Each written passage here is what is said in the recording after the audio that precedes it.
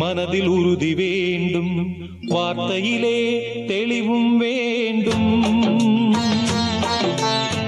மனதில் உறுதி வேண்டும், வார்த்தையிலே தெளிவும் வேண்டும். உணர்ச்சி என்பது வேண்டும், ஒளி படைத்த பார்வை வேண்டும், ஞான தீபமேற்ற வேண்டும்.